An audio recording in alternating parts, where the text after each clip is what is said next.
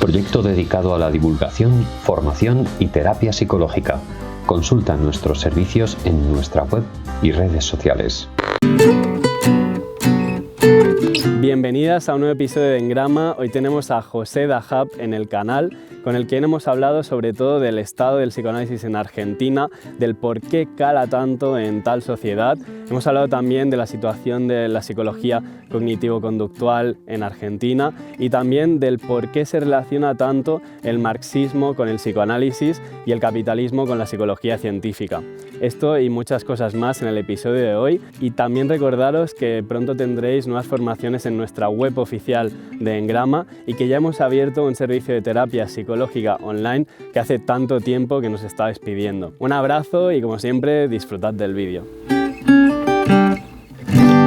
En el episodio de hoy de Engrama contamos con José Dahab y bueno, podría ponerme yo a contar toda la retahíla curricular y académica que posees, que no es poca, desde luego que no es poca, pero prefiero salirme un poco de este tipo de protocolos y que seas tú mismo quien nos diga quién es y a qué se ha ido dedicando a lo largo de toda su vida, José.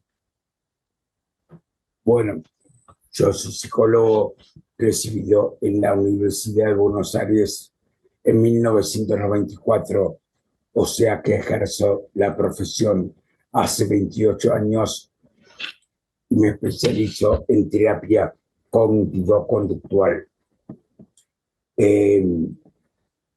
Soy profesor titular de la cátedra Análisis y Modificación de la Conducta en la Facultad de Psicología de la Universidad de Buenos Aires. Y aparte, soy codirector y cofundador, junto con Ariel Nisi y Carmela Rivadeneira, de CETESIC, del Centro de Terapia Cognitivo-Conductual y Ciencias del Comportamiento. A mí me gusta más, quizás sea porque estoy un poco más avanzado, un poco más viejo, me gusta más hablar de psicología basada en ciencia del comportamiento que de terapia cognitivo-conductual. Vale. Desempeñas tu labor profesional, como decías, en Argentina, que es al final el país número 1 en lo que concierne al psicoanálisis, un lugar donde no creo que sea fácil pues, erigirse como psicólogo basado en la evidencia científica, cognitivo-conductual o como cada uno lo quiera llamar, y en resumidas cuentas, pues eso, abogar por la ciencia, ¿no? Por aplicar la ciencia. Cuéntanos un poco cómo es el panorama de la psicología en Argentina y cómo ha sido para ti vivir con todo este calado cuando seguramente seáis una minoría de la minoría. Bueno, hace unos 25 años más o menos la situación era más marcada, o sea, el monopolio del psicoanálisis en Argentina era mayor. Como ustedes saben, Argentina es el país número 1 del psicoanálisis, ¿sí? Y obviamente en la Universidad de Buenos Aires hace 25 años casi no había conductismo.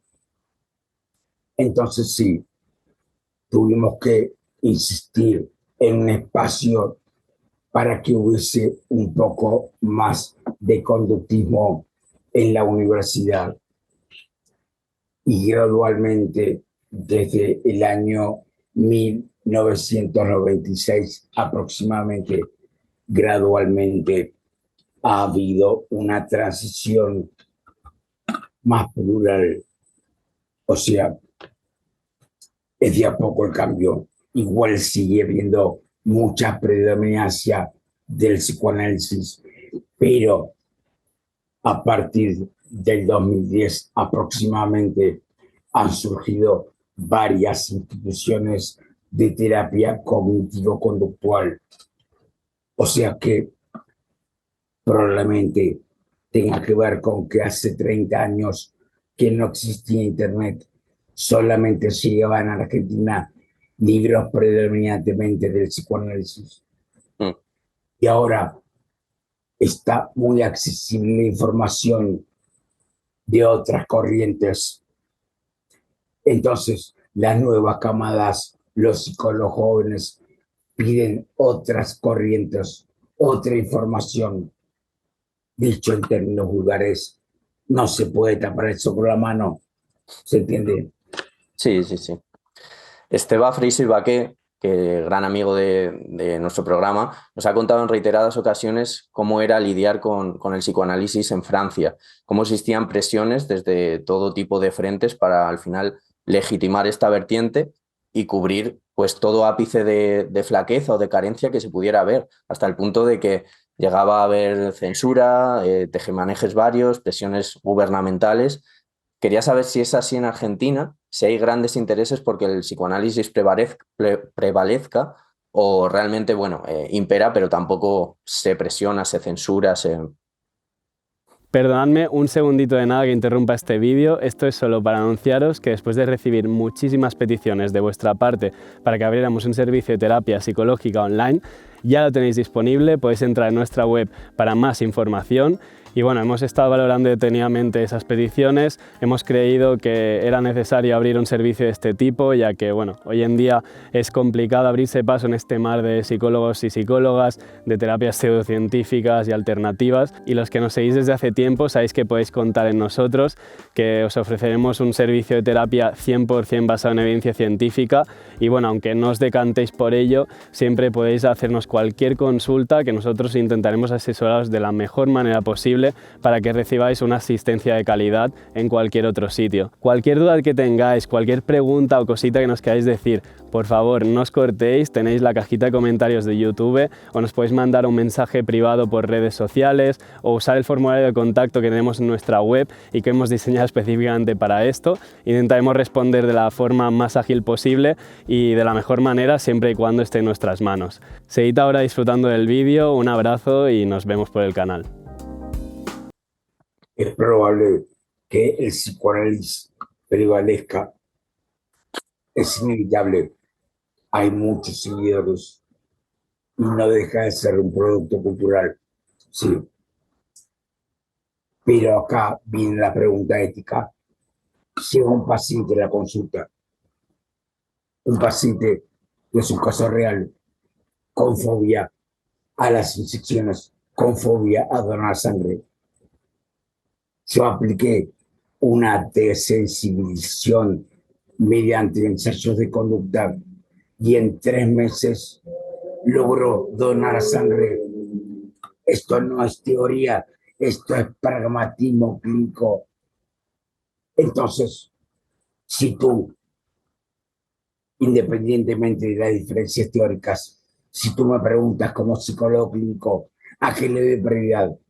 ¿Al pragmatismo clínico o a la teoría que a mí me gusta? Ya pragmatismo clínico es una cuestión ética. El paciente pide un tratamiento, no pide un grupo de estudio. Y aparte, el conductismo, más allá de la diferencia teórica de los zancas y limitaciones que tienen como todo en la vida, pero el conductismo se preocupa por la modificación del comportamiento, independientemente de la interpretación teórica. Lo más importante es la modificación de la conducta racional, que al paciente les dé utilidad.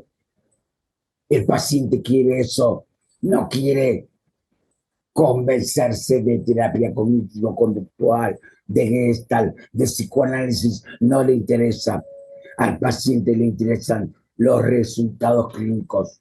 Entonces, si yo estoy viendo que con una desensibilización el paciente en 3 meses que no se anima a donar sangre, ahora dona sangre. Si yo estoy viendo, caso real también, que en 5 meses una paciente confía en las palomas, después de 5 meses va a un parque, le da de comer a las palomas y las palomas vienen. Una conducta que antes no estaba, ahora no está. Eso no es teoría, eso es pragmatismo clínico. Entonces, ¿por qué se le da prioridad al conductismo y al cognitivismo? Porque son las dos corrientes que indefectiblemente adhieren al método científico en psicología. Y aparte, la modificación del comportamiento, tanto en conductismo como en cognitivismo, es prioritario. ¿Se entiende? Sí, sí, sí. Y acá llegamos a un dilema ético. La psicología es un servicio, la psicología clínica es un servicio. No podemos, sin las guías de tratamientos eficaces, figura que la desensibilización es el tratamiento más efectivo para las fobias, que la exposición y prevención de la respuesta es el tratamiento que se ha mostrado más efectivo para el abordaje del trastorno obsesivo compulsivo, que para el abordaje de la depresión, la activación conductual y la reestructuración cognitiva son los abordajes que cuentan con mayor estudios de eficacia clínica. Sí, para el trastorno por TIC se recomienda aplicar reversión de hábito, o sea, entrenar una reacción de competencia. Por ejemplo, si el paciente tiene tricotonemanía y se tira el cabello, tiene que hacer una reacción de competencia, cerrar los puños y sentir la yema de los dedos en los puños, o tocar objetos que estimulen el tacto. Entonces, y lo mismo con autismo. Para el autismo, el tratamiento más validado es el análisis experimental del comportamiento. Entonces, es ético que el psicólogo le niegue directa o indirectamente una técnica de prueba de eficacia a un paciente por el hecho de que a él no le gusta el paradigma teórico. Que el psicólogo diga, no, yo de conductismo no me gusta. Entonces, aplica psicoanálisis o Gestalt y le niega al paciente indirectamente la aplicación de una técnica que cuenta con estudio de eficacia. La noción del supuesto saber elaborado por Lacan es compleja y evirético. ¿En qué sentido? En que llega el paciente a la consulta con el analista y el analista no va a aplicar técnica de modificación de conducta directa. ¿Por qué? Porque la noción de supuesto saber está emparentada con no responder a la demanda de tratamiento. Supuesto saber. El paciente espera un supuesto saber del analista que no posee. Se basa en la teoría de que si se responde a la demanda, se obtura la aparición de representaciones inconscientes. En la psicología científica no se ha visto que esa teoría sea válida. Para la psicología científica, la conducta observable perdón, No hay problema.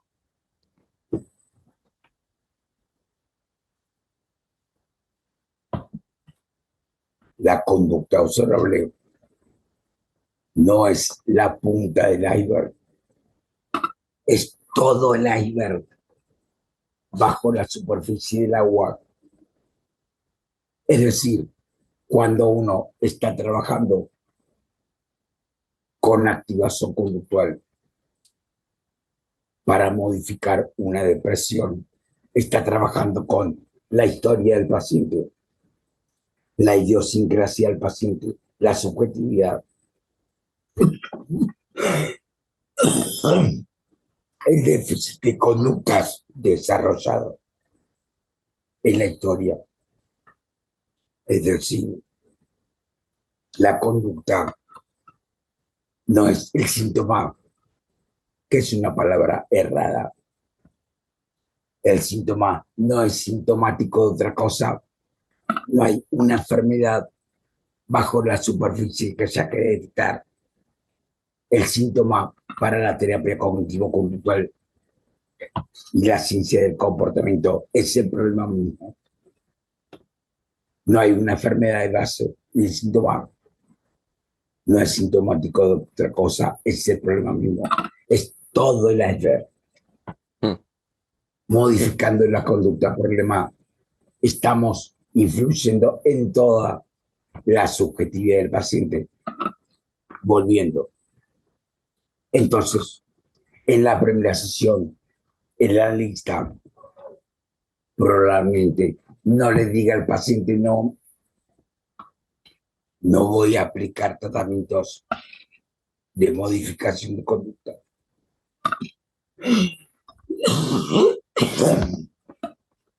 No voy a responder a tu demanda. El paciente pasa meses esperando y probablemente la lista no le diga en la primera sesión que no va a aplicar técnica de modificación de conductas.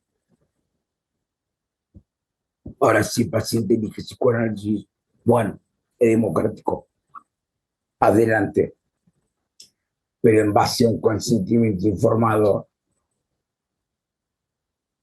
no en base a un supuesto, a un ocultamiento. En ese sentido, la noción de sujeto, supuesto, saber, es compleja a nivel ético. Y estamos hablando mucho de eficacia, de estudios de eficacia, pero habrá gente que tanto de fuera del gremio que nos escucha ahora mismo como del propio gremio, incluso psicólogos estudiantes o psicólogos ya graduados, que no sepan cómo se hacen esos estudios de eficacia, que les estén diciendo, no, tiene eficacia este procedimiento, este otro, pero realmente no sepan cómo se llevan a cabo ese tipo de estudios de eficacia. ¿Os podrías contar un poco al respecto de eso? Y luego ya volvemos con el tema del psicoanálisis más adelante. Claro, o sea, un psicólogo clínico al menos tiene que consultar la guía de terapias eficaces, sí, sea de cualquier corriente, sea gestal, sea sistémica, sea psicoanálisis o lo que fuese, sí. El paciente, como dije antes, el paciente pide resultados, pide un tratamiento, sí. Lo que pasa es que sucede, revisar la guía de terapias eficaces indirectamente le está diciendo al sí, lo que vos aplicas no sirve. Y muchos tienen una relación emocional con un autor o con un paradigma teórico, como si fuese un ídolo de rock o un jugador de fútbol. Entonces, como le gusta leer a Freud, le gusta leer a Lacan, le gusta leer a Carl Rogers, le gusta leer a Frankl, a Maslow, a Walavik, etc. No les importa si es ciencia o no. Lo que les importa es que a ellos les gusta. El criterio es emocional. Les genera reforzamiento emocional. A mí no me gusta reversión de hábito. No me gusta. Me gusta más, por ejemplo, leer sobre existencialismo, sobre Kierkegaard o sobre perspectiva humanista. Pero actualmente tengo una paciente con trastorno por TIC. Estoy aplicando la relación de hábito porque la clínica no tiene que ver con lo que a uno le gusta o no. Tiene que ver con qué método es eficaz. Me puede gustar la técnica de la silla vacía, de la distal, pero en la depresión funcional, la activación conductual y reestructuración cognitiva, me puede gustar hablar de la historia del paciente, pero si el paciente tiene una fobia, se tiene que exponer gradualmente Lo que es eficaz es la desensibilización y la posición gradual. O sea, no lo que al psicólogo le gusta, sino lo que es eficaz para esa conducta problema. Lo mismo, por ejemplo, en el Instituto Nacional de Salud Mental de Estados Unidos está contraindicado el psicoanálisis para el abordaje del TOC. ¿Por qué? Porque la asociación libre que se basa en ¿y qué más? ¿Y qué se te ocurre? ¿Y qué otra cosa? ¿Y qué más? ¿Y qué más? Eso aumenta la rumiación del paciente. El paciente se preocupa por lo que pasa por su mente y también se preocupa por lo que no pasa por su mente, que supuestamente está reprimido en el inconsciente. Es peor, el paciente con TOC tiende a estar más grave, tiende a empeorar con la asociación libre. Para el TOC con predominancia de asociaciones se aplica exposición y prevención de la respuesta. Entonces, y acá vuelvo al punto, el criterio no es la pregunta del psicólogo, el criterio es lo que ha mostrado eficacia para, para esa conducta problema o para ese diagnóstico. Y en tu opinión, ¿podría o debe ejercer un psicólogo clínico, por ejemplo, o sea, decir, vale, lo que funciona para el TOC es la exposición con prevención de respuesta. Luego, para otro tipo de problema, imagínate la silla vacía, para otro, la desensibilización sistemática, lo que sea, esas técnicas, esos procedimientos, esas herramientas, es importante que el psicólogo clínico sepa lo que subyace detrás de eso y que por qué funciona. O sea, que sepa, por ejemplo, desde cómo lo concibo yo, que eso está funcionando por principios de aprendizaje, ¿no? Y por unas leyes que están operando ahí detrás. ¿Crees que pueden los psicólogos clínicos prescindir de este conocimiento, como muchas veces pasa en la medicina? Que los médicos realmente hay veces que están aplicando protocolos o dando fármacos o llevando a cabo según qué intervenciones, porque ya está muy consolidada su ciencia y se pueden permitir aplicarla sin saber muy bien de biología, digamos, que es la ciencia que está detrás. ¿Tú crees que es importante que el psicólogo conozca todo lo que opera detrás o puede prescindir de ello? Sí, claro. Aparte de la técnica, hay que estudiar, por supuesto, teoría, obviamente que sí. Grosso modo,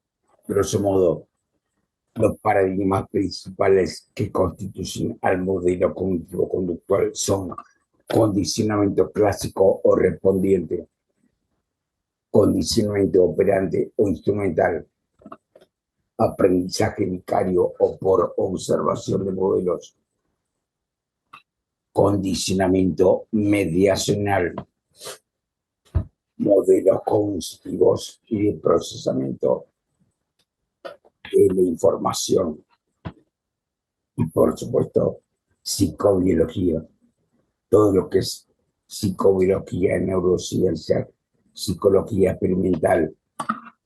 Por supuesto que el psicólogo lo tiene que conocer. Ahora bien, los psicólogos que están emparentados con la perspectiva científica tienen mente abierta, se cuestionan, no se casan por así decir con ningún autor, se cuestionan, dudan del conocimiento, tienen apertura mental, estudian nuevas perspectivas y obviamente, como tú sabes, la filosofía de la ciencia plantea que no hay que ser dogmático, que en general la ciencia es escéptica, la crítica es bienvenida en ciencia. Entonces, el psicólogo que se emparenta en la ciencia no puede solamente seguir a uno o dos autores. ¿Qué pasa por ese problema? Es que a muchos psicólogos que no les interesa la ciencia, no, y como dije antes, tienen una relación emocional con lo que estudian. No les interesa la ciencia. Lo que pasa es que le deja, obviamente, fuente de ingresos, cargos académicos, muchos pacientes. El mentalismo está reforzado económicamente y cuanto más experiencia tiene un sí, por ejemplo, tiene 50 años y 20 de ejercicio profesional, menos más arraigado está, porque le ha permitido mantener a sus hijos, mantener su nivel de vida. Entonces hay un reforzamiento económico.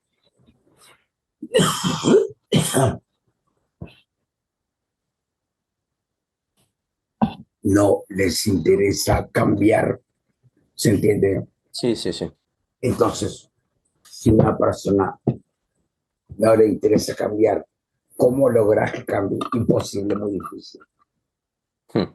Entonces, en cambio, cuando el psicólogo joven o los estudiantes tienen más apertura mental hacia otras corrientes, yo siempre digo que estamos presenciando el ocaso de las escuelas en psicoterapia desde mi punto de vista. La discusión entre escuelas es del siglo pasado, es un debate de modé. Sí, no importa qué es tal, no importa psicoanálisis, cognitivismo, conductismo, sistémica, etc. Lo que importa es que el conocimiento pase por la máquina metodológica de la ciencia. Lo que importa es el método científico, no importa qué corriente provee. Lo que pasa, como dije antes, el conductismo y el cognitivismo son las dos corrientes en psicología que tienen claro que la psicología debe tener una perspectiva científica y que aparte parten de una filosofía monista, materialista, emergentista, en el sentido que los fenómenos de conducta y mentales son emergentes de la actividad del sistema nervioso central en interacción con el ambiente, en interacción permanente con el ambiente. Por así decir, otras perspectivas teóricas es psicología sin cerebro.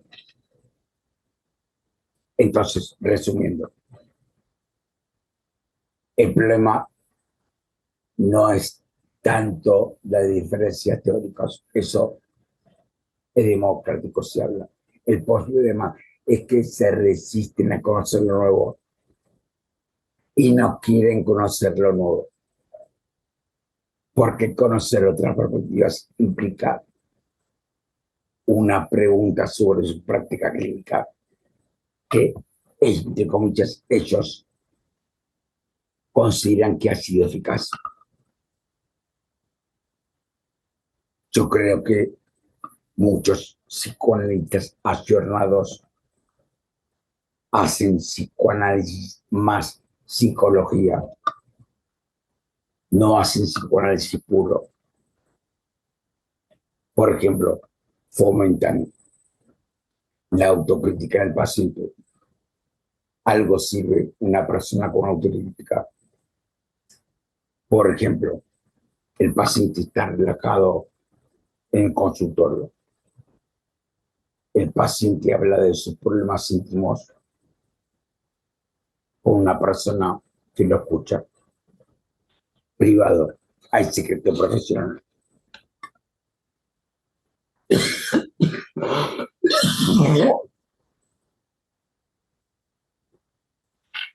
A veces, en algunos casos simples, el mero hecho de hablar y descargarse ya lo ayuda a sentirse mejor.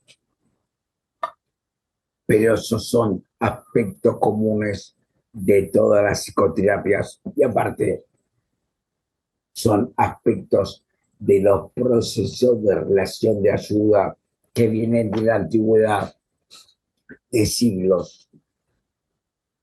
La historia de las ideas psicológicas es mucho más antiguo que la historia de la ciencia o la historia, mejor dicho, de la psicología como disciplina.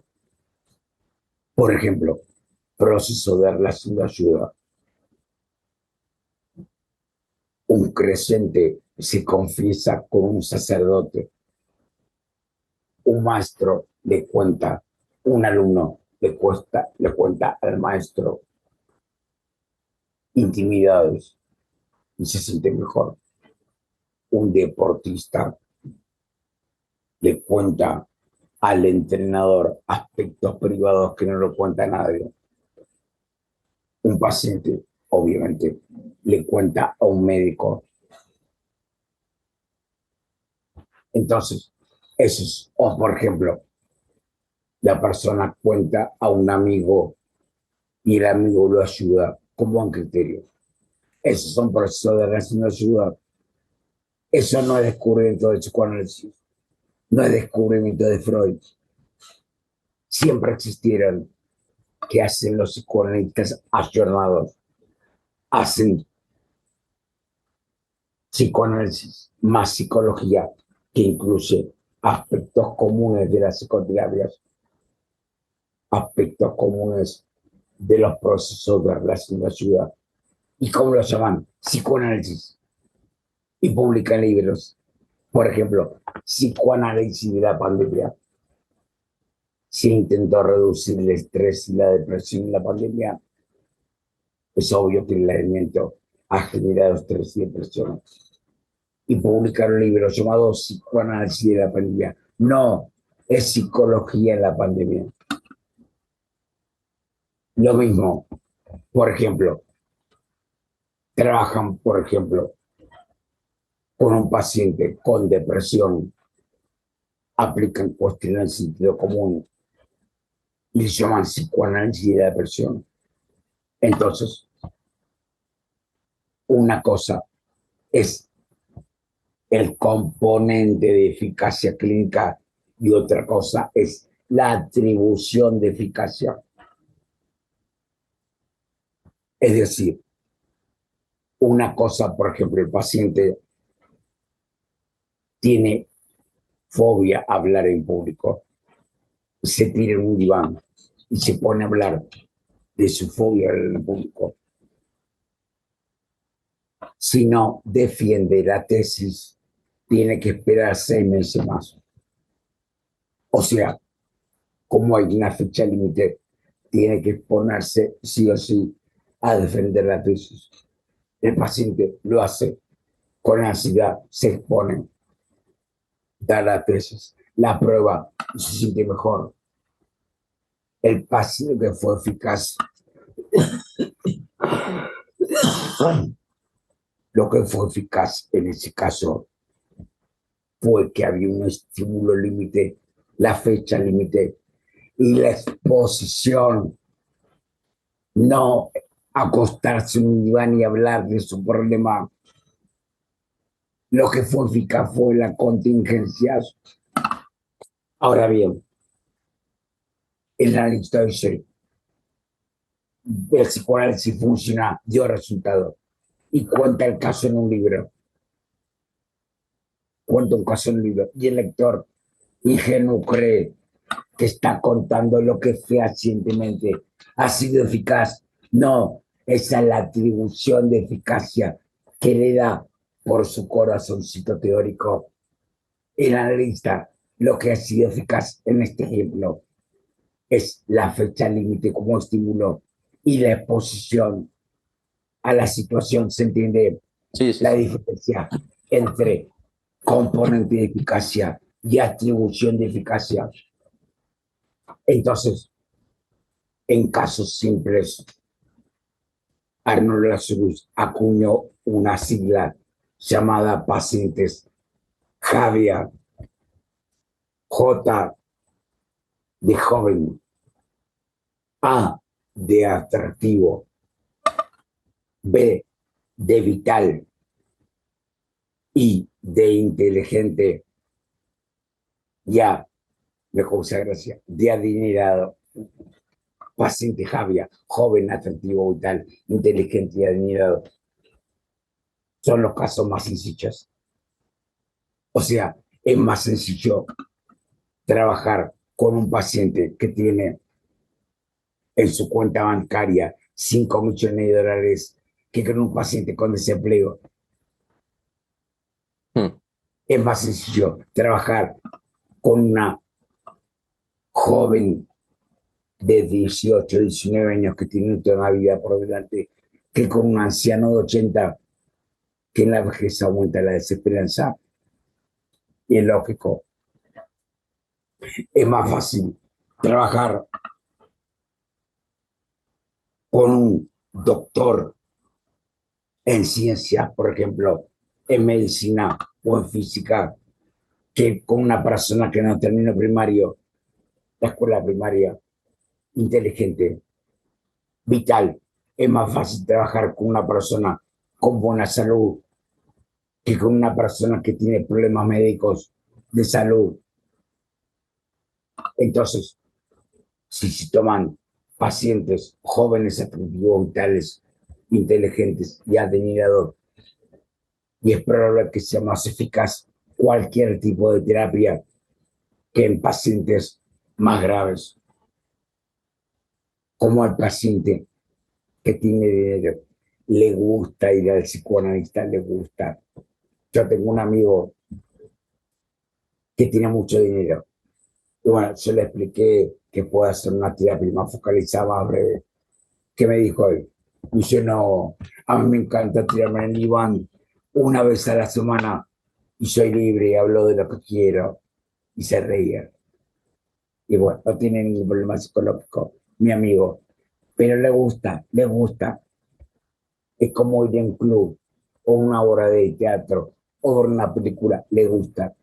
Entonces, si el paciente no es grave, no es grave, y más o menos le va bien en su vida, los psicoanalistas atribuyen que le va bien por el psicoanálisis. No, le va bien por el repertorio conductual que el paciente ya posee, no por la terapia. ¿Se entiende? Sí, sí, sí. La diferencia entre componente de eficacia y atribución de eficacia.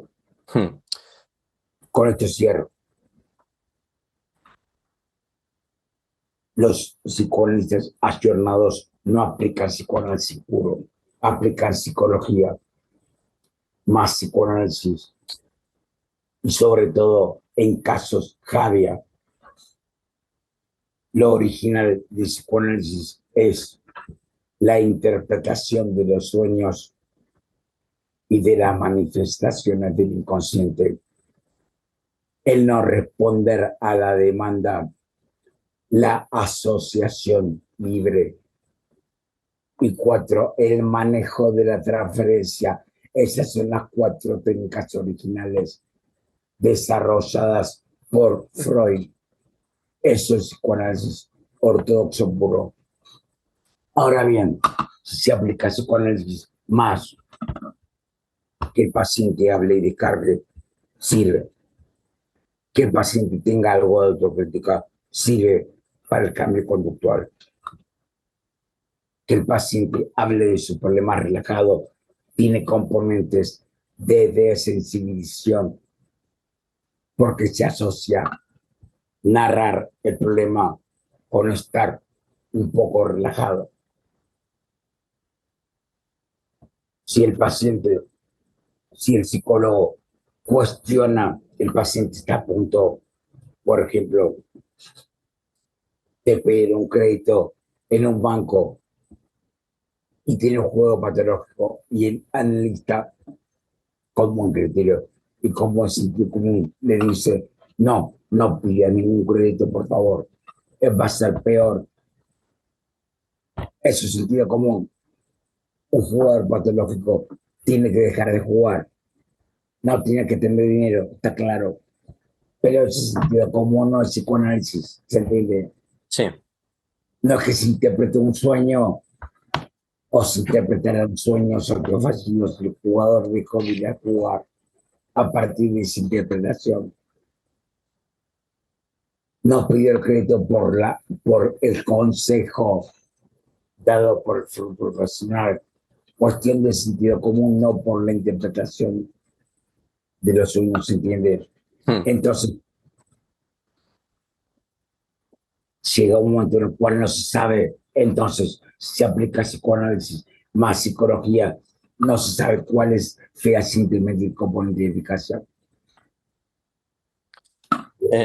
Decías lo del diván, de que a un amigo tuyo le gustaba ir a tumbarse en el diván, que a mí realmente reconozco que como consultante sería una de las cosas que, así hablando en tono un poco, bueno, con humor, ¿no? Pues me gustaría, o sea, me gusta esa parte del diván del psicoanálisis, que al final el diván forma parte un poco de ese estereotipo también de cómo te hemos asociado al psicoanalista. Y quiero ir ahí, quiero ir a los mitos y prejuicios que podemos tener, sobre todo desde países como a lo mejor España, donde el psicoanálisis pues no es tan conocido como seguramente lo sea en Argentina o en otros lugares como Francia.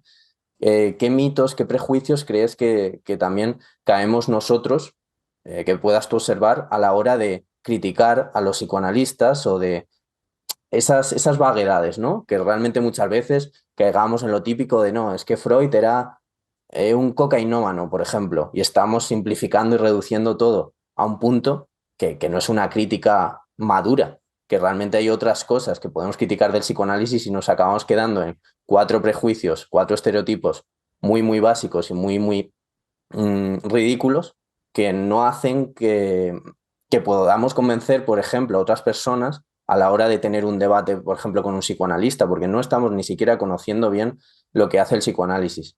Quiero saber, desde tu punto de vista, cuáles son esos mitos, esos prejuicios en los que caemos desde la psicología científica a la hora de criticar el psicoanálisis, tú que has podido más o menos conocer ambas vertientes, y luego quiero hacer el proceso inverso y ver qué mitos y prejuicios se ven desde el psicoanálisis en lo que respecta a la psicología científica. ¿Estás preparada para desarrollar tu espíritu científico? Bienvenida a la primera formación online de Engrama, con Esteve Freixa y Baqué, grabada, 100% presencial, más de 7 horas, PDFs y artículos, con certificado acreditado por el CIAC. Nutrirás la manera en que percibes el mundo. ¿Cómo ser la primera en adquirirlo? Descúbrelo en la web de Engrama. Únete, regístrate ahora. Bueno, justamente en la revista de terapia conductual lo pueden ver en el acceso libre www.cetpsique.com.ar. Después te paso para que lo vean. Hay un artículo que son prejuicios y creencias erradas sobre la relación entre terapia cognitivo-conductual e ideología, que fue escrito hace aproximadamente 15 años. Obviamente que esos prejuicios surgen, perdón, Nada, sin problema. surgen del desconocimiento, por ejemplo, que la terapia cognitivo-conductual no tiene en cuenta la subjetividad del paciente. Falso. El análisis funcional justamente es una forma de considerar la particularidad del caso. Mediante el análisis funcional uno indaga episodios concretos. Eso es considerar la subjetividad, la particularidad del caso. También consideramos la historia de aprendizaje que llevó al desarrollo y obviamente al mantenimiento actual de la conducta problema. También es falso que el conductismo no tiene en cuenta la historia de la persona. Solamente que si uno en 3 sesiones ya detecta cuáles son las variables que permiten la modificación de la conducta, le damos prioridad al presente, ya habrá tiempo para ver la historia del paciente, pero si ya tenemos, por ejemplo, que un paciente con fobia a las palomas puede revertir con una desensibilización, ¿y para qué le vamos a preguntar por su historia infantil? Le damos prioridad al paciente, pero eso es muy diferente a decir que no nos interesa la historia del paciente, es muy diferente. O, por ejemplo, creen que la terapia cognitivo-conductual y la ciencia del comportamiento están emparentadas con el capitalismo, que avalan al capitalismo y que el desarrollo de la ciencia tiene que ver con el capitalismo. Es otro prejuicio. Simplemente veamos el sistema económico opuesto. En la Unión Soviética, donde gobernaba el comunismo, había mucho interés en los trabajos de Pavlov, que si bien él no se definía como conductista, sus investigaciones teóricas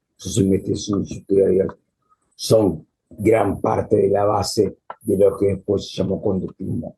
Y estamos hablando de una Unión Soviética, no de Estados Unidos. Y en la Unión Soviética hay toda una corriente de psicólogos científicos con tendencia marxista. Sí. Entonces, segundo prejuicio. Por otra parte, Freud, en el malestar, en la cultura, tiene una postura crítica al sistema soviético. La ideología de Freud no era comunista.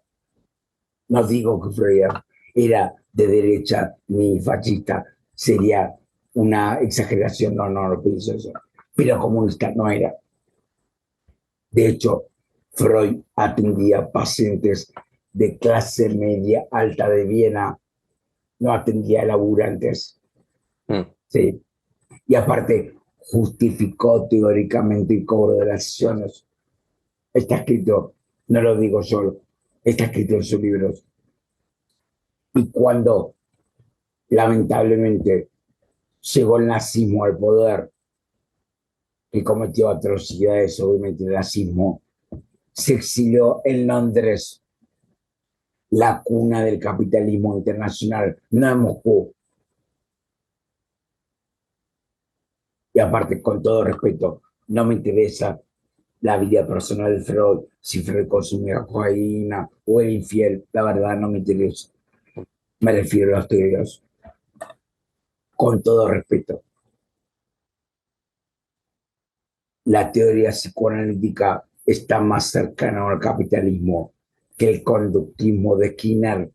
Skinner hizo una novela utópica llamada Walden 2. Y Skinner en esa novela es mucho más igualitarista y equitativo, con la diferencia individuales que el psicoanálisis. Entonces, eso, grosso modo, en criollo, eso de que el psicoanálisis es de izquierda y lo cognitivo-conductual es de derecha, es falso. Es falso. ¿Y por qué crees que se ha ido arraigando esta dicotomía, esta visión de concebir al psicoanálisis como algo de izquierdas y, por ejemplo, al conductismo más como algo autoritario de derechas, cuando realmente, aparte de todo lo que has ido comentando tú, es que mismamente yo, aquí en el círculo de gente que puedo conocer que se liga a esa visión conductista, la mayoría incluso se consideran marxistas, por ejemplo. Y bueno, todos los argumentos que ya tú has ido destacando, y entiendo que también que el psicoanálisis, pues con todos esos postulados que al final son un poco transgresores en cierto sentido, por lo menos con respecto al momento en el que se fraguaron, en la sociedad en la que se fraguaron, y que entendían también un poco al individuo en ciertos aspectos como reprimido, en cuestiones también como el aspecto sexual, por ejemplo. quizá todo eso fue como un shock, una especie de bueno, como de sublevación. Alternativo, Sí. de discurso alternativo, lo cual está correcto. Está bien. La sociedad evoluciona, está bien eso, pero eso no es psicoanálisis, eso es sentido común. Mm. ¿Se entiende? Ellos lo llaman psicoanálisis. Por ejemplo, la homosexualidad, y estoy de acuerdo, ha sido quitada como enfermedad mental del DSM en 1973. Y está muy bien, porque no es una enfermedad. La homosexualidad. Sí. Pero eso no fue por el psicoanálisis, eso fue porque en San Francisco, en la costa oeste de Estados Unidos, hubo manifestaciones a favor de los derechos de los homosexuales, de los derechos gay. Y entonces el cuestionamiento social, lo cual es correcto, llevó a realmente investigar si la homosexualidad era una enfermedad mental o simplemente en una conducta más como, por ejemplo, un gusto más, como comer chocolate, sí, como que te guste la pizza, que no es patológico. Entonces, el cambio se quitó del DSM, no por el psicoanálisis, que el psicoanálisis habrá influido, bienvenido sea, pero también influyó el surrealismo, también influyó el cambio social que hubo después de la Segunda Guerra Mundial, también influyó el existencialismo y, por supuesto, la evolución propia de la ciencia. Sí, o sea, los cambios se les son bienvenidos, por supuesto, pero no es por efecto del psicoanálisis. Lo que pasa es que, por así decir, el psicoanálisis tiene un discurso alternativo progresista, pero no se han desarrollado desde el psicoanálisis prácticas científicas para la modificación de la conducta. Queda todo en el discurso, en la teoría. Sí, el conductismo sí se preocupa por la aplicación, de que sea eficaz la aplicación. El conductismo, la modificación de la conducta, es lo más importante.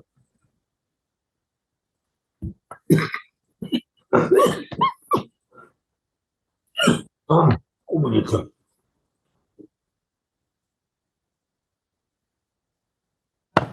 Y aparte, sentido común puro.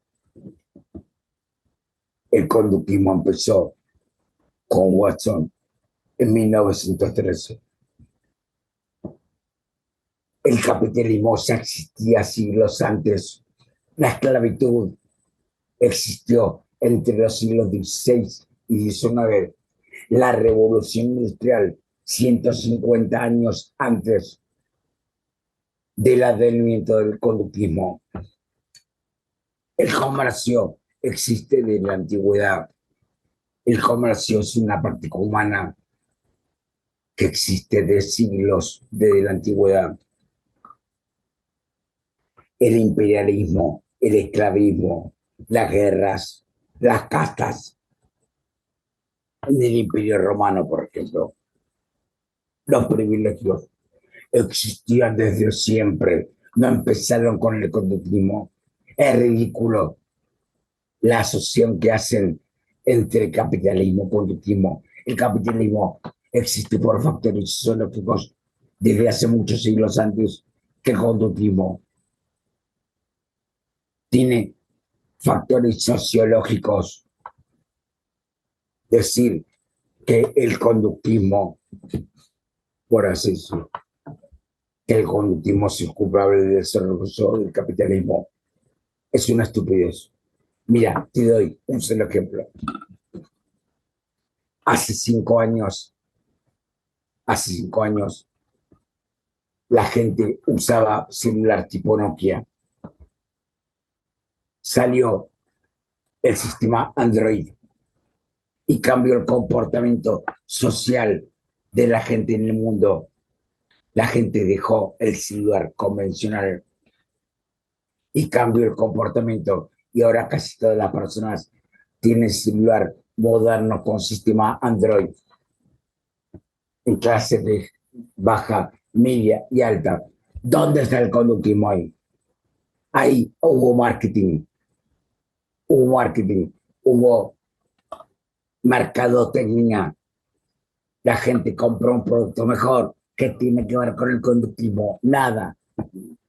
No es que la gente se la condicionó con los métodos operantes de Skinner para que compre el nuevo celular. No, no se aplicó economía de fichas por cambiar el celular. No, ¿se entiende? Entonces, el mentalismo, como solamente es discurso, cuestiona todo lo establecido, lo cual en parte está bien, pero la ciencia tiene que seguir avanzando. La ciencia avanza por lo que se hace, no por lo que se dice, no por lo que se cree, sino por lo que se emprende, por las investigaciones que realizan los investigadores en ciencia básica, por las aplicaciones, me incluyo, que hacemos los psicólogos clínicos, poniendo en práctica lo que hacen los investigadores básicos en el ámbito clínico. La ciencia aplicada sería, o por ejemplo, aplicar las nociones de los principios de aprendizaje y conducta al ámbito de la educación o al ámbito comunitario para prevención de accidentes en la vía pública. La ciencia se preocupa por hacer, no solamente por decir. Y yo creo que muchos son profesionales de quejarse de la ciencia, ¿se entiende? Vale. Pero si tienen un tumor en el cerebro, van a elegir ir a un neurocirujano, no recostarse en un diván, ¿se entiende? Entonces, no se comportan en base a lo que dicen. Es una contradicción. Sí, sí, que además, bueno, con respecto a esto último que dices, lo que suele verse es que todos somos muy científicos, excepto en el ámbito que respecta a la conducta humana. Ahí ya la ciencia no tiene tanto lugar. O sea, podemos incluso encontrar físicos, químicos, gente que lleva toda la vida ligada a la ciencia, pero que luego a la hora de buscar explicaciones con respecto a la conducta humana, se dejen llevar por ciertas cosillas ya más pseudocientíficas. Pero quiero, ahora que hemos visto un poco cómo ese discurso literario subversivo del psicoanálisis ha sido ligado a la izquierda, quiero también entender, ya que tú provienes de ese país, cómo es que el psicoanálisis ha calado tanto en Argentina. O sea, ¿cuáles son los motivos culturales o cuáles son los motivos históricos por los que ha calado tanto allí el psicoanálisis? El psicoanálisis llegó a la Argentina más o menos de la mano de Alejandro Korn en la década del 30. Y en Argentina casi no había psicología desarrollada. Entonces el psicoanálisis llegó primero. Y como Argentina siempre miró mucho a Francia, España, Inglaterra, sobre todo Europa Occidental, generó una fascinación. Y el psicoanálisis seduce mucho, muy seductor. En el ámbito periodístico, en el ámbito médico, en el ámbito académico, en el ámbito asistencial, en las artes, el psicoanálisis es mucho más seductor que el conductismo, mucho más seductor.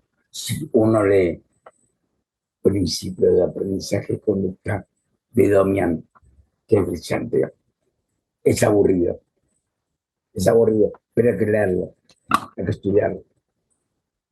Si uno lee, en cambio, los seminarios de Lacan a nivel literario, son muy agradables. Como dije antes, el psicoanálisis tiene tanta influencia, tanta pegada en Argentina por un reforzamiento emocional a sus seguidores. No les interesa la ciencia, dicen, a mí me gusta el psicoanálisis, listo, no estudian otra cosa. Como dije antes, si a eso se le suma, aparte del reforzamiento emocional, se le suma el reforzamiento económico, como dije antes, cargos académicos, pacientes que pagan, pacientes Javier con dinero, que pagan durante años, prestigio, publicar libros, hay mucho reforzamiento y a mayor cantidad de años, también lo dije antes, más difícil modificar los hábitos, especialmente cuando no hay una autocrítica. Las nuevas generaciones, los nuevos jóvenes, tienen más apertura mental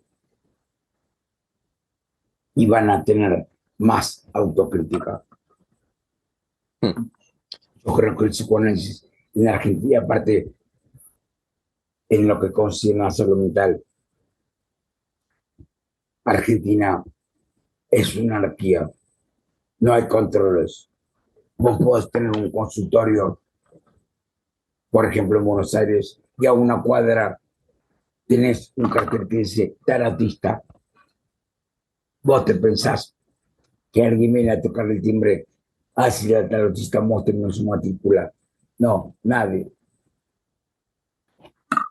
Se publican en diarios avisos publicitarios de astrólogos, tarotistas, chamanes. No hay controles. No hay controles. No, lo que es peor, no es que hay diferencias teóricas que son inevitables. Las diferencias teóricas son humanas, democráticas.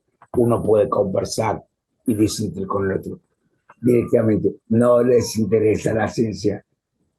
Y yo creo que también el psicoanálisis pegó mucho en Argentina, porque no requiere laboratorios en universidades, no requiere aparatología, no requiere sistematicidad. No hay, generalmente, no hay, teniendo buenos contactos, se ocupan cargos académicos, no hace falta tener experiencia como científico, ¿se entiende? Sí. Entonces, por tradición, van transmitiendo el psicoanálisis a las nuevas generaciones y después las nuevas generaciones ocupan cargos académicos y asistenciales que obviamente de los psicoanalistas que se jubilan o mueren. Entonces yo creo que pega mucho en Argentina porque Argentina no invierte en ciencia, invierte muy poco en ciencia y tecnología. Aquí es una anarquía. Vale. Pasando a otros temas, para ya ir poco a poco cerrando el episodio, uno de los temas que tú propusiste para abordar en esta charla es la importancia de la topografía en el análisis funcional, que muchas veces siempre hablamos de la función, y acabamos eludiendo que la topografía en cierto sentido también puede tener mucha importancia. ¿Podrías desarrollarnos más este punto? Sí. Obviamente que para los que trabajamos en terapia conductual, el análisis funcional es importantísimo.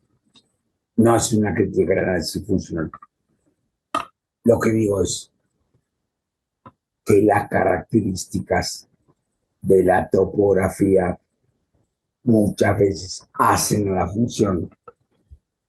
Por ejemplo, un paciente con trastorno límite de la personalidad que ha tenido problemas en la regulación emocional, que ha tenido autolesiones, que se ha cortado varias veces, que tiende a tener problemas en el manejo de la expresión del enojo.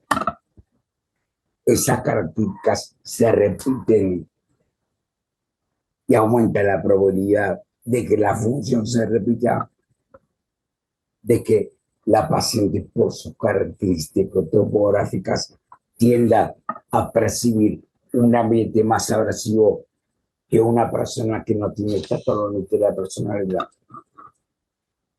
que tienda a enojarse más seguido ante una diferencia que una persona que dice que diferencia no implica pelea.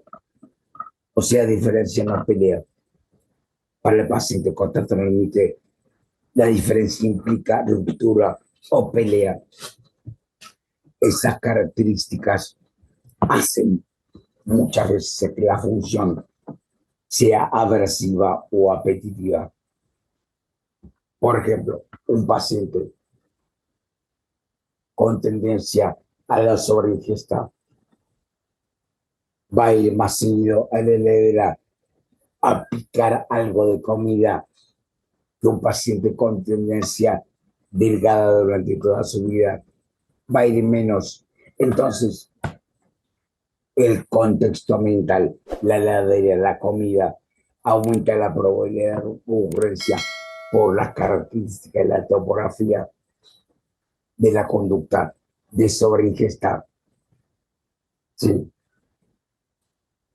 Lo mismo, una persona introvertida con características de personalidad introvertida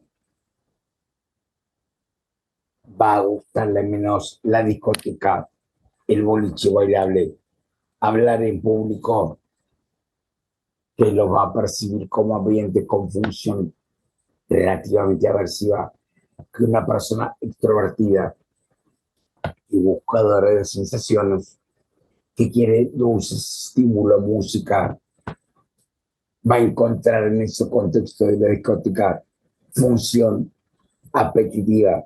Entonces, el análisis funcional es importante. Y el topográfico es importante también.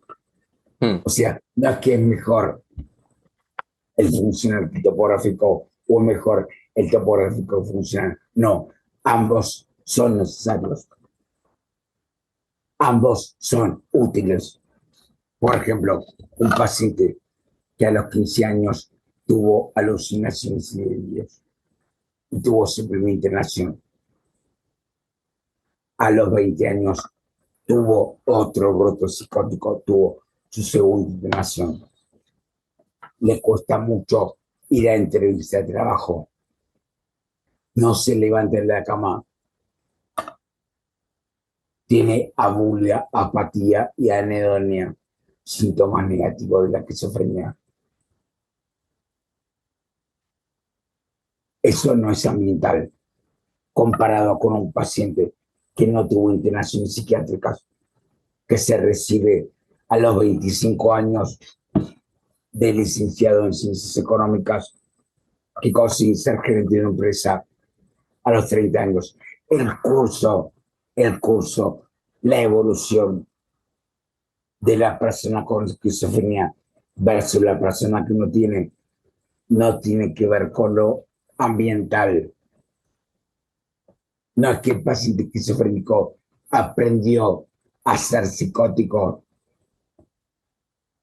Sí, hay características de la topografía que son explicadas, por supuesto, por los modelos dimensionales de personalidad y psicopatología que muestran que lo biológico tiene su parte. El ambiente es muy importante. Lo biológico siempre interactúa con el ambiente. Eso no quiere decir que la psicología no pueda hacer nada por el esquizofrénico.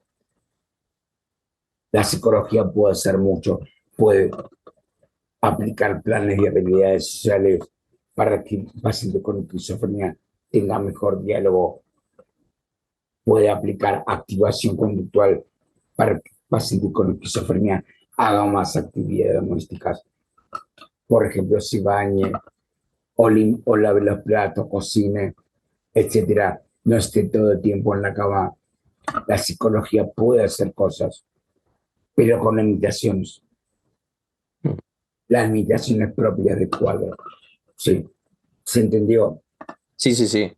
Que además, o sea, por supuesto que en realidad muchas veces a los conductistas se les achaca que creen que todo es una tabula rasa, ¿no? Y que todo es ambiental, que no se tiene en cuenta, por ejemplo, también esa parte biológica o esa predisposición, cuando mismamente, pues cosas similares a las que tú estás comentando, que una persona con ciertos rasgos de introversión tiene quizá más, o sea, eso es una predisposición que luego va a hacer, claro, que esa persona se exponga a menos ambientes de discoteca, como tú has dicho, o a según qué ambientes de bullicio, y que quizá también acabe desarrollando conductas más evitativas con según qué cosas, que eso acabe desarrollando un problema psicológico, pero bueno, no es que tampoco el problema psicológico venga innato, venga en la esencia. Pero yo quería sacar otro punto en el que considero que la topografía puede ser muy importante en el análisis funcional y que no debemos eludirlo a la hora de tener en cuenta las conductas problemáticas porque, por ejemplo, si una persona, imagínate, vayamos a un ejemplo muy burdo, si una persona se autolesiona para aliviar la ansiedad, no es lo mismo que si una persona tiene un tic para aliviar la ansiedad, por ejemplo, digámoslo así. Claro, ahí, aunque la función pudiera ser la misma, la forma es mucho más dañina, la de rajarse, que la de estar teniendo un tic nervioso o, por Claro, ejemplo... claro. Obviamente que muchas veces las conductas pueden ser reforzadas o castigadas por el ambiente. Está claro. Yo el punto que digo es que obviamente el análisis funcional es muy importante y lo aplicó hace 28 años. Eso no está entre los juicios. Lo que digo es que los psicólogos tenemos que estudiar de la psicopatología de cada trastorno porque hay características regulares en cada trastorno. Si nos llega un paciente con trastorno bipolar, tenemos que estudiar la psicobiología y las características conductuales regulares del trastorno bipolar, no solo condicionamiento operante, la función, sí, si no caemos en un ambientalismo extremo, que es el mismo reduccionismo que hacen algunas perspectivas neurocientíficas que descuiden el ambiente. Cerebro y ambiente siempre van juntos, siempre. Sí. En algunos casos, por así son más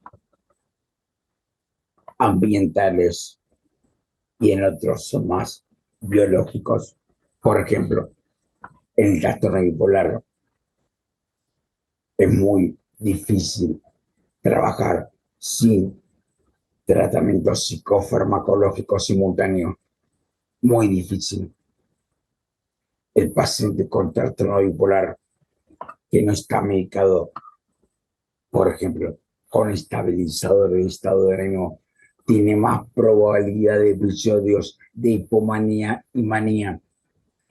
Cuando está medicado, bajan la probabilidad de episodios. O sea, también cambia el ambiente. No solamente cambia la conducta, cambia el ambiente que arma el paciente con trastorno bipolar. Pero el cambio en el ambiente fue por el fármaco, no porque cambió, por ejemplo, la familia. También es importante trabajar con la familia del paciente con trastorno bipolar, en el sentido que refuerce conductas equilibradas, no refuerce conductas verborrágicas, impulsivas, etc.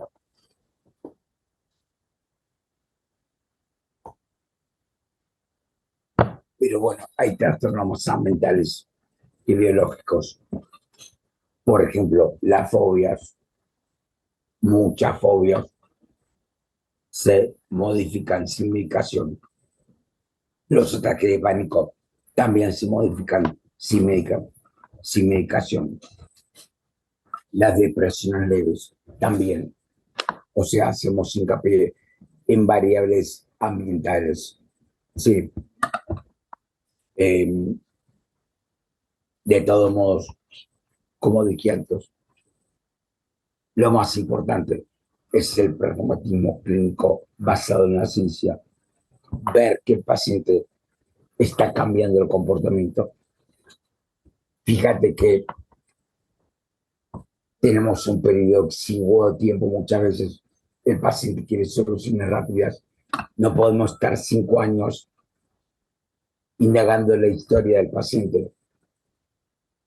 Tenemos un periodo exiguo, generalmente 4, 6 meses. ¿Sí? Y si estamos viendo que hay un cambio de comportamiento, las contingencias mismas están reforzando nuestra práctica clínica. Si vemos que un paciente con fobia a hablar en público se está animando a dar clases, le damos prioridad a eso y seguimos aplicando lo que le da resultado. Obviamente, todavía no sabemos si fehacientemente el componente de eficacia es explicado por tal paradigma teórico u otro, pero sí sabemos fehacientemente, porque lo estamos viendo, que hay un cambio de conducta, ¿se entiende? Un cambio de conducta por la exposición. Vale. Entonces, cuando, por ejemplo, ya que tocó este tema, Steven Pinker, el psicobiólogo, publicó un libro hace pocos años llamado La tabula rasa, y él dice que Skinner es uno de los exponentes principales de la tabula rasa. 40 años antes, Skinner publica sobre el conductismo y él lo dice claramente, que el conductismo no adhiere a la teoría de la tabula rasa. Lo dice textualmente. Después te envío, tengo un escrito sobre el tema. Vale. Después te lo envío. Aparentemente, Pinker no leyó sobre el conductismo, porque Skinner lo aclara 40 años antes, que el sobreconductismo responde a los mitos y a las preguntas que se le hacen al conductismo. Pinker publica 40 años más tarde diciendo que Skinner era un psicólogo que defendía la teoría de la tabula rasa. Error garrafal. Entonces, si dentro de la ciencia de profesionales de talla de Pinker hay prejuicios, imagínate gente que no destaca la ciencia. Sí. Si un profesional como Pinker publica en un libro cuestiones erradas sobre el conductismo, que ni siquiera Skinner decía eso, ¿qué puedes esperar de un estudiante que no leyó nunca sobre el conductismo? Mucho peor el prejuicio, ¿se entiende? Lo que pasa es que los que estamos dentro del paradigma de la ciencia del comportamiento, somos los que tenemos que informar a la población. Yo creo que la divulgación científica es muy importante, porque muchas veces los investigadores básicos, por así decir, están como encerrados en el laboratorio, están como, por así decir, muy atentos a publicar papers, pero hay que divulgar a la población en general, hay que llegar a la población en general y sobre todo informarle a la gente que psicología no es sinónimo de psicoanálisis. Mm. En las películas, en la serie de televisión, generalmente está la visión del psicólogo con un diván. Eso no es psicología, eso es psicoanálisis. Mucha gente no lo sabe.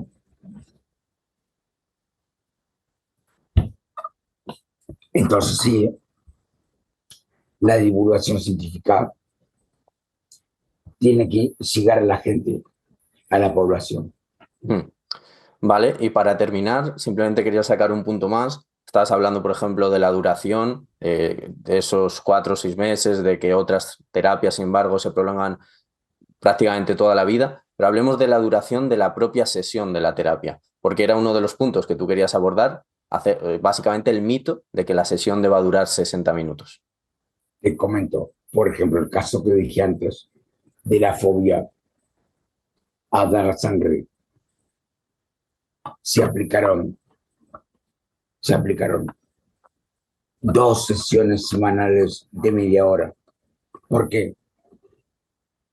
Porque yo quería que el tratamiento se base en mi intervalo, que no tenga tanta pausa entre sesiones, porque es muy parético, quería que sea más continuo, porque está visto que para la adquisición de conductas es mejor el programa continuo que el programa variable para la adquisición, no para el mantenimiento. Una vez por semana era muy poco. Ahora me estoy acordando. Y también durante un par de semanas se aplicaron 4 sesiones de 15 minutos. El tratamiento fue exitoso. La paciente cambió su conducta y se animó a donar sangre. Entonces, este caso demuestra que es un mito de que la sesión tiene que durar 60 minutos una vez por semana. Lo que pasa es que esa es una costumbre cultural. Se ha instalado en el imaginero social de la gente que las sesiones tienen que durar 1 hora, una vez por semana. No, no necesariamente. ¿Se entiende? En este caso, el componente de eficacia es la exposición continua, no la duración de la sesión. ¿Se entiende? Mm. Y en parte también está visto, sobre todo en Argentina, que muchas veces los pacientes tienen problemas económicos, no pueden pagar una sesión a la semana de 1 hora. Entonces, uno también lo que puede ofrecer es, obviamente, hablando con el paciente, sesiones de media hora, la mitad del costo, por supuesto, sí, pero para mantener la continuidad, porque es mejor mantener la continuidad media hora que las sesiones sean cada 2 semanas de 1 hora. De todos modos, se le dice al paciente que si tiene un problema y tiene necesidad de extender la sesión, lo puede hacer. Sí, o sea, esto hay que encuadrarlo, marcarlo. Pero, por ejemplo, otro paciente, otro caso real, no es inventado, tenía pensamientos intrusivos que iba a acuchillar a sus padres. Obviamente, nadie quería acuchillar a sus padres. Lo angustiaba esa imagen. También se hizo 4 sesiones semanales de 15 minutos, donde se hacía exposición narrativa por escrito. Voy a acuchillar a mis padres, voy a acuchillar a mis padres, voy a acuchillar a mis padres, voy a acuchillar a mis padres. Durante 15 minutos escribía, matar a mis padres, acuchillar a mis padres. También funcionó. En 4 meses el paciente dejaba venir los pensamientos de violencia y no le provocaba ningún tipo de angustia. ¿Se entiende? Se dio la sesión de 1 hora en 4 de 15 minutos. El componente de eficacia no fue la duración de la sesión, fue la exposición continua. Que la exposición y prevención de la respuesta.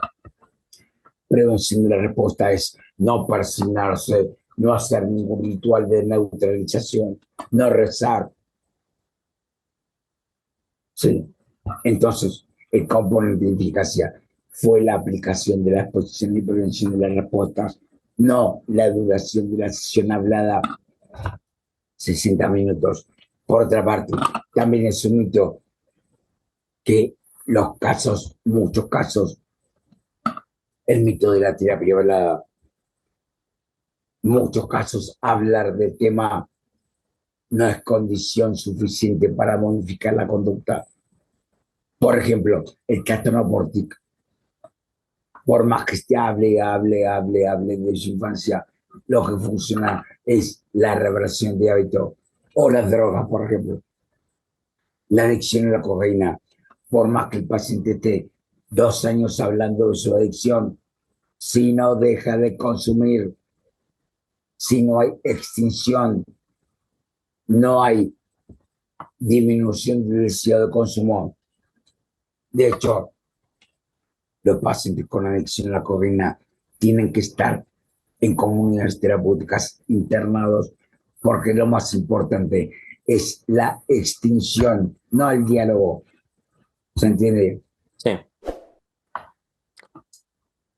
Justamente son los límites de la terapia hablada. Lo mismo, un paciente con trastorno por pánico se recomienda como parte del programa de tratamiento aplicar ejercicios de exposición intraceptiva. Por ejemplo, hiperventilación.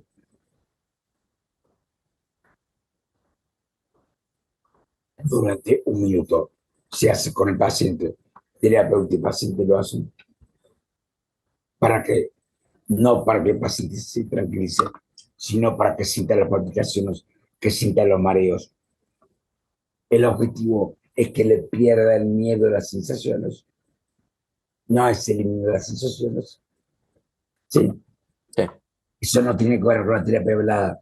Esos son ejercicios conductuales de exposición intraceptiva. No tiene que ver con hablar con el paciente. ¿Y qué te pasa vos con la ansiedad? ¿Qué te pasa vos con el pánico? ¿Qué opinan tus amigos si tú puedes ver miedo? No tiene que ver con eso. Entonces, son 2 mitos. El mito de la sesión de 60 minutos y el mito de que la terapia siempre tiene que ser hablada. Pues perfecto, José. Si te parece bien, cerramos por aquí. Yo creo que hemos tocado bastantes puntos de una manera muy completa. Te agradezco mucho que hayas compartido este rato con nuestro proyecto y ojalá podamos o coincidir en persona o volver a coincidir de manera virtual en alguna otra ponencia. Cuando quieran, continuamos. Ustedes me dicen, no hay ningún problema. Para mí es un gusto. Yo se agradezco a Engrama, les agradezco la entrevista y la posibilidad del espacio a los que adherimos a la psicología basada en ciencia del comportamiento. Vale, pues despedimos. Un abrazo. Muchas gracias. Hasta luego. Gracias por ver este vídeo, os dejamos por aquí un enlace a nuestra última formación y por aquí algunos vídeos que os pueden resultar de interés. Si estáis buscando ayuda psicológica, también podéis mirar en la descripción del vídeo, donde encontraréis nuestra web y podréis solicitar asistencia terapéutica de un profesional confiable y que os ofrecerá ayuda psicológica basada en evidencia científica.